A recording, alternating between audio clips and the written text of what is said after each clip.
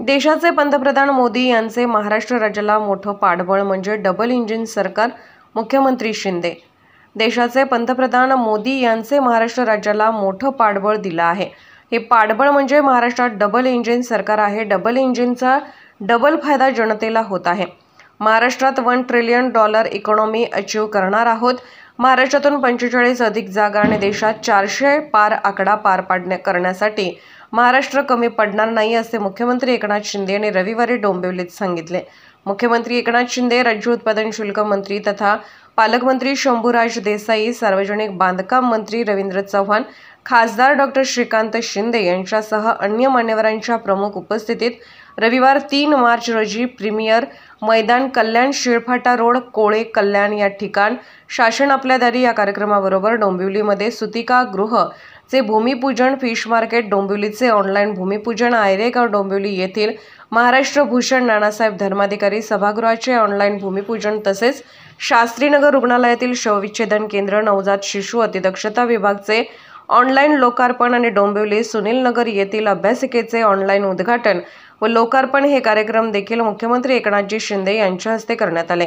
या कार्यक्रमात माझी मिळकत माझी आकारणी योजनेचे उद्घाटन कल्याण पश्चिम येथील गोल्डन पार्क येथील ज्येष्ठ निरूपणकार तीर्थरूप डॉ. नानासाहेब धर्माधिकारी भाजी मंडईचे उद्घाटन, उंबर्डे कल्याण येथील वाचनालय अभ्यासिकेचे उद्घाटन ऑनलाईन स्वरूपात मुख्यमंत्री एकनाथजी शिंदे यांच्या हस्ते करण्यात आले.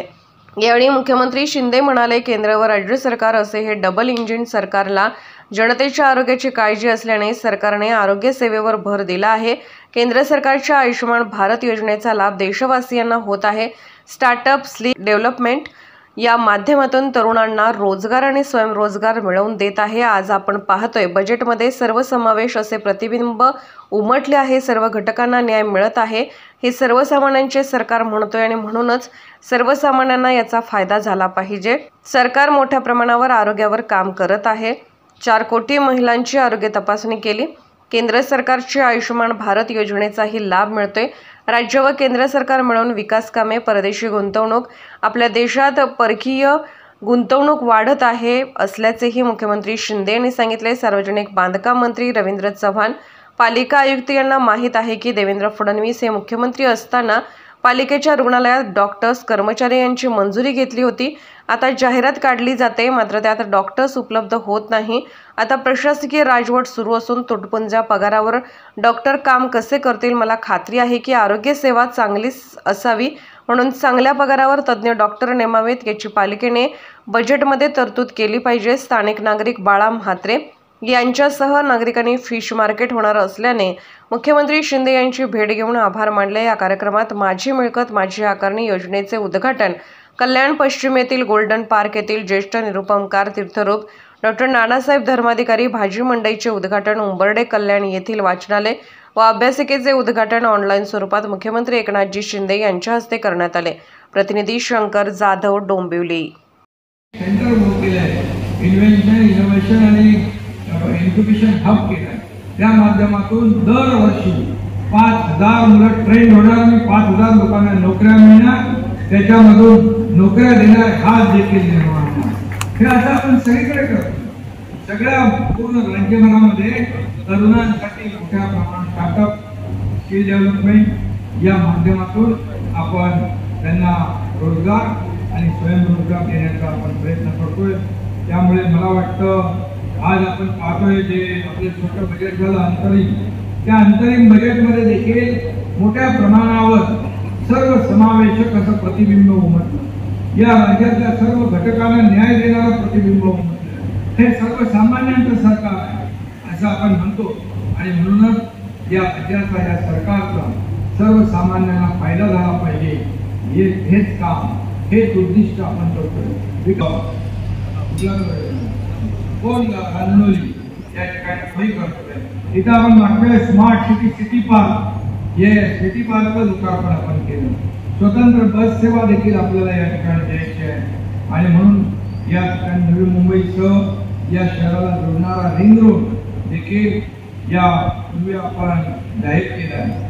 आणि इतरही ज्या छोट्या मोठ्या ज्या सगळ्या त्याच्यावर मी काही जात नाही, परंतु मी आपल्याला एवढं सांगतो की केंद्र आणि राज्य सरकार मिळून आपण काम करतो. या देशाचे आदरणीय प्रधानमंत्री महोदयांनी देखील या राज्याला खूप मोठं पाठबळ दिलेलं आहे आणि म्हणून हे पाठबळ जे आहे हे डबल इंजिन आहे. डबल इंजिन सरकार, डबल इंजिनचा डबल फायदा, अशा प्रकारचं आपलं जे काही काम सुरू आहे. आणि त्यामुळे मी निवडणुका अजून जाहीर झाला नाही, परंतु मी एवढं सांगतो, महाराष्ट्रातून देखील आपल्या आदरणीय प्रधानमंत्री महोदयांचे हात बळकट करण्यासाठी $1 ट्रिलियन इकॉनॉमी आपण अचीव करणार आहोत आणि महाराष्ट्रामधून देखील 45+ जागा आणि देशामध्ये मोदी साहेबांनी जे जाहीर केलंय 400 पार, तो आकडा गाठण्यासाठी महाराष्ट्र कुठेही कमी पडणार नाही, एवढं मी या प्रसंगी आपल्याला सांगतो. पुन्हा एकदा आपल्या सगळ्यांना मनापासून या ठिकाणी शुभेच्छा देतो. धन्यवाद. जय हिंद, जय महाराष्ट्र. 30 वर्षापेक्षा जास्त कालावधी झाली पूर्ण मच्छी मार्केटची आणि फिश मार्केटची पूर्ण वाट लागलेली आहे. लोक त्याच्यामध्ये व्यवसाय होत नाही. सगळे काम मासे व्यवसाय करणारे, मटन व्यवसाय करणारे आज पूर्णतः अधोगतीला आले होते. पण सदरची बाब आम्ही दिपेश म्हात्रे साहेबांच्या निर्देशन आणून दिली, त्यांनी खासदारांच्या निर्देशन आणून दिली आणि खासदार साहेबांनी पुढाकार घेऊन आज एक भव्य आणि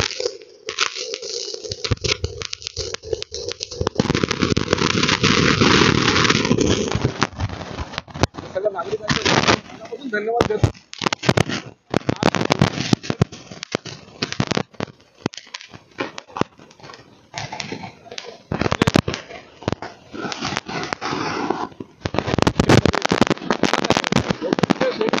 अध्यक्ष सगळे एकत्र राहून आम्ही सगळे काम करत आहोत की जेणेकरून फिश मार्केटचा जो रंगलेला प्रश्न होता तो या पूर्ण झालेला आहे आज या क्षणाला देखील. जी आमचे जे पूर्वज होते, आमचे वडील जवळजवळ 100-150 वर्षापासून हे लोक तिथे मटणाचे धंदा करायचे आणि ते पंचायत होती.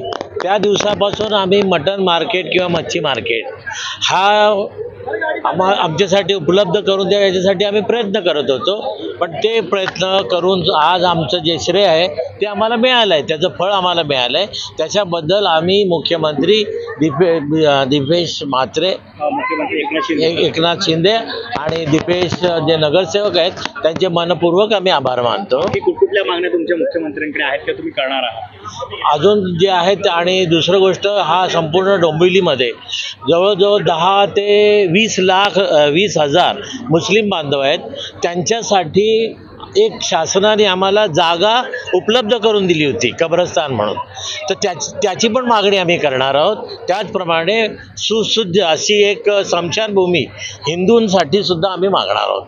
कल्याण डोंबिवली महानगरपालिका रुग्णालयात नवजात शिशूंसाठी अतिदक्षता विभागाची सोयीसाठी आता शास्त्रनगर सामान्य रुग्णालयामध्ये निकू कक्ष तयार करण्यात आला असून या ठिकाणी अद्ययावत उपकरणांसह उपचार केले जाणार आहे आणि याचे लोक आपण या ठिकाणी करतो आहे.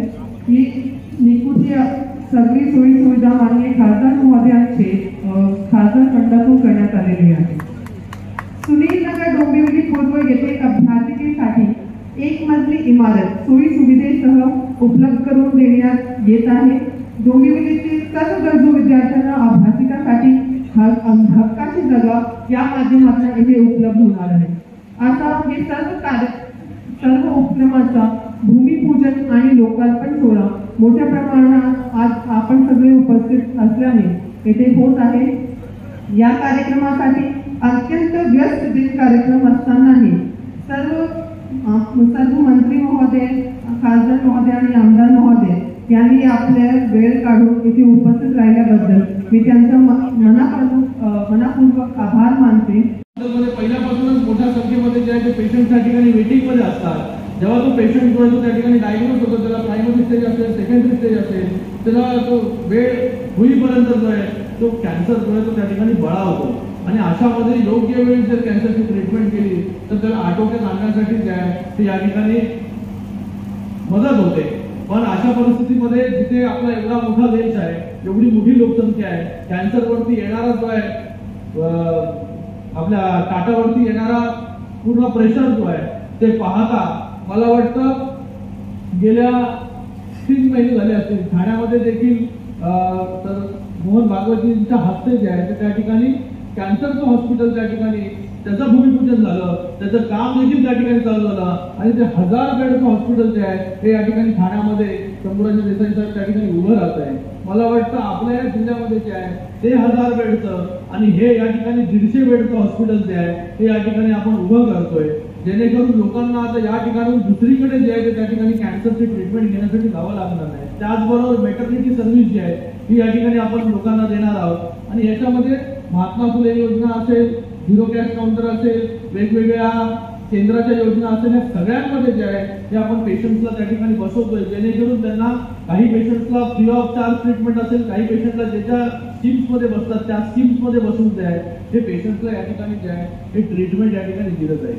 आयसीयू आणि पीआयसीयू या दोन्ही सर्व्हिसेस देखील त्या ठिकाणी आपण चालू करतोय. त्याच्यासाठी देखील खासदार निधीमध्ये मोठा फंड जो आहे तो त्या ठिकाणी देण्यात आला आणि आपल्याला माहिती आहे शास्त्री नगरमध्ये आधीपासून आपण रेडिओलॉजी, पॅथॉलॉजी ही सर्व्हिस देखील त्या ठिकाणी आपण चालू केलेली आहे. तर अशा विविध सर्व कंपन्या असतील त्यांना सगळ्यांना आदरणीय पंतप्रधानांनी तसे निर्देशच दिले आहेत की तुम्ही तुमचा CSRचा जास्तीत जास्त जो फंड आहे तो कॅन्सरचे असणारी सर्वच्या सर्व वेगवेगळ्या शहरांमध्ये रुग्णालय तयार करण्यासाठी करावी. खऱ्या अर्थाने डॉक्टर श्रीकांत शिंदे यांचं आणि त्यांच्याबरोबर असणाऱ्या सर्व प्रशासनातील अधिकाऱ्यांचं कौतुक करावं तेवढं कमी आहे की त्यांनी हे पाऊल उचललं आणि खऱ्या अर्थाने एक व्यवस्था या शहरामध्ये सुरू झाली. तशाच पद्धतीने आपल्या शहरामध्ये मी राज्यमंत्री असताना आपण सर्वांना या शहराची असणारी गरज लक्षात घेता खऱ्या अर्थाने गेल्या काही वर्षांमध्ये काही गोष्टी राजकारण म्हणून कुठेतरी मागे पडत गेल्या. हा जो सभागृह आहे, सभागृह त्यावेळेच्या काळामध्ये आपण मंजूर करून ते तसं या तसं पडलं होतं.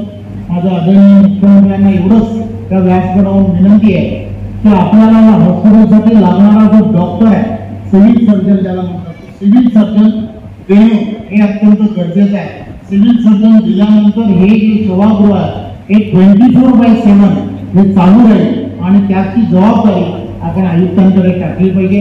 आणि आयुक्तांना सुद्धा विनंती आहे की आपल्याला माहित आहे की आदरणीय देवेंद्रजी ज्यावेळेला मुख्यमंत्री झाले तेव्हापासून आपण गेल्या प्रयत्नानंतर अनेक प्रयत्नांनंतर डॉक्टर्स या पूर्ण कल्याण मुंबई महानगरपालिकेला आवश्यक असणारे डॉक्टर्स हे डॉक्टर झाला पाहिजे. त्यासाठी काही पैशाची जी गरज आहे गेल्या बैठकीमध्ये आयुक्तांचं असं म्हणणं आहे की ती ग्रँट आम्हाला मिळणं अत्यंत गरजेचं आहे. तर ती ग्रँट आपण आपल्या माध्यमातून आपण जर निर्देश दिले तर निर्देश दिल्यानंतर ती ग्रँट आपल्याला उपलब्ध होईल. असे 3 विषय या महानगरपालिकेच्या दृष्टिकोनातून अत्यंत महत्त्वाचे आहेत.